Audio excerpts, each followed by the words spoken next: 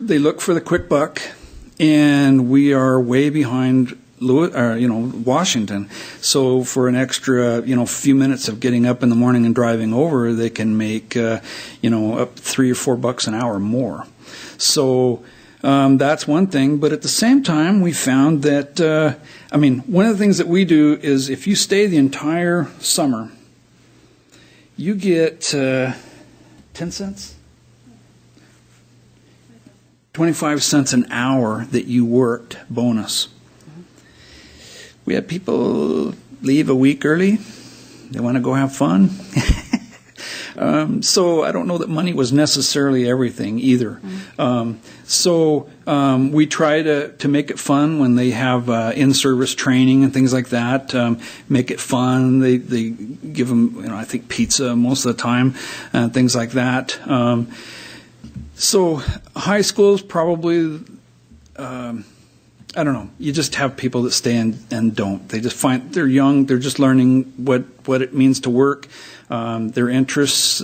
Sometimes it's really hard to sit there all day and pay attention. And it is a life-saving position.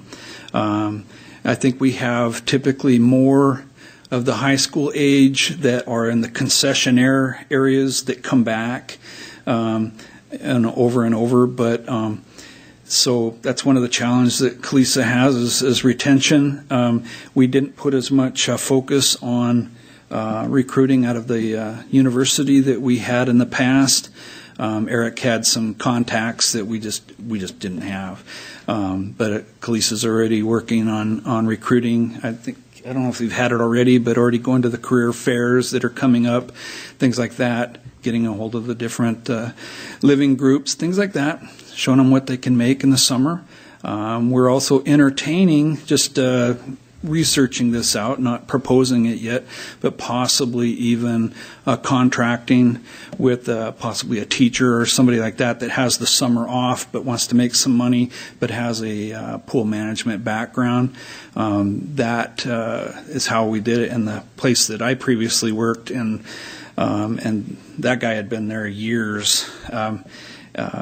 Just loved hanging around in his swim shorts and Hawaiian shirt and manage the pool. And sometimes when you have that maturity level, you have a better running facility as well.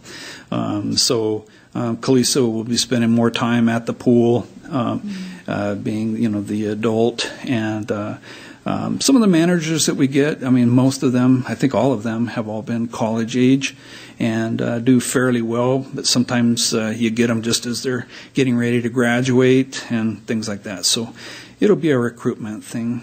Just to follow up totals, like how many lifeguards, and then what are their shifts? Just for my I don't know. You're getting beyond my report here, but Mm-hmm. I can get you that here if you want it, CALISA. Because it always looks like there's many people there. It looks like a safe facility, and so I appreciate that, and I'm just I've always been curious at the number. Yeah. Well, the one thing that's different about an aquatics facility like this, a water park, compared to just a pool, is you have all those little hidden spots.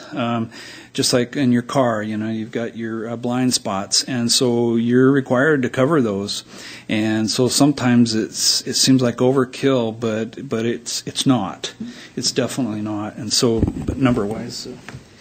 You were asking how many are lifeguards are on staff at any given time? 15 for the whole facility, and that does not include our concessions. And they work.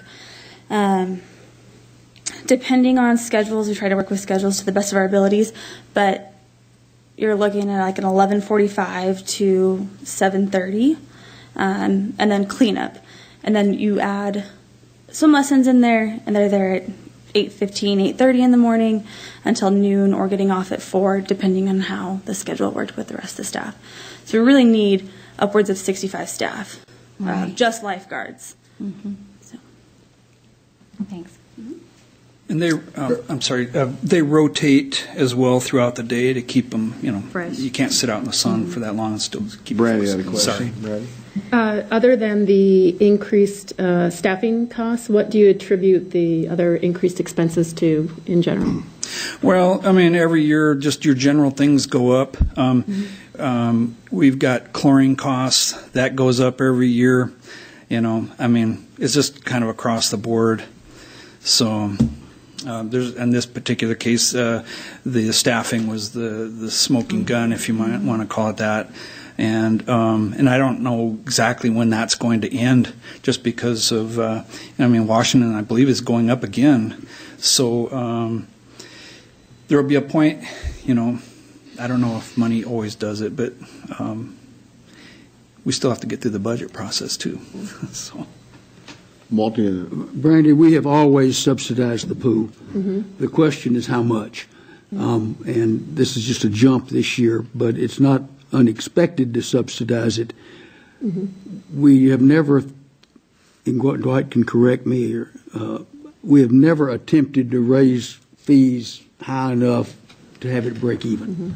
Mm-hmm. We know we're subsidizing it. My argument with the pool budgeting for 10 years has been that we used to budget $90,000 subsidy knowing we would never use it. And I didn't think that was right, to pull that kind of money from the public when we weren't going to be spending it. But I do recognize the fact we do have to subsidize it. The fact that it jumped up this year in his comments about wages leads me to one more question, if I may. Is your wage problem across the board, or is it with lifeguards, or is it with non-lifeguards? Across the board, yeah. It didn't seem to matter. Just, of course, on the life-saving side of it, the lifeguard would be the one that, we just can't live without, so. Well, okay. You have another one, Brandon? So then you would expect the same general increase across the board of expenses, but whether or not you have to continue to raise the salaries is still somewhat of an unknown. Sort of. Mostly, yes. Of course, Khaleesi's on board now, and she'll be evaluating what we do and what we buy and things like that, looking for the best deals. This year, she wasn't here. And we had a non-pool person that did an actually amazing job of getting this thing ready and up and running without really having any experience with any of it. And so during if you have a cooler day, you can cut down the number of staff that are out there on the ground, so you save a little bit of bucks there. The hot days, even though you're making more money, you're using more staff.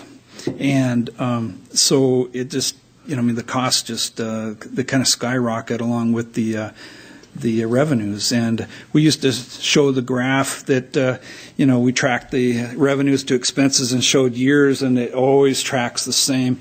You always still have that gap, the subsidy, but it's always going to be a challenge, and we always look for ways to close that gap without jeopardizing service or safety.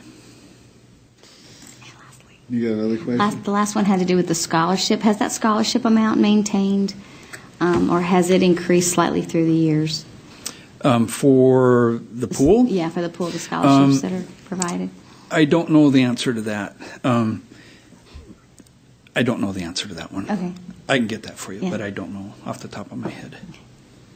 I know we ran out of money about a month and a half early, where I believe since we went to the 18,000 cap, that's the first time we've run out, or at least this, a month and a half or so in anyway. Mm-hmm.